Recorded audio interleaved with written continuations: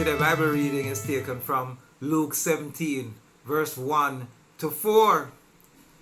Jesus said to his special follower them say, "Una always a got have sitting where make people do wrong.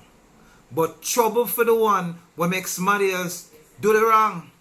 Them would have better off if one big rock stone did tie around them neck and them get fling in a sea, than for them for cause one of them little one for sin.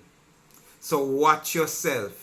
If your brother or your sister do something wrong, talk to them about the wrong way them do, and if them sorry, pardon them. If 7 times in a one day, them do you wrong, and every time them come back and say, me sorry, you have to pardon them. Yes.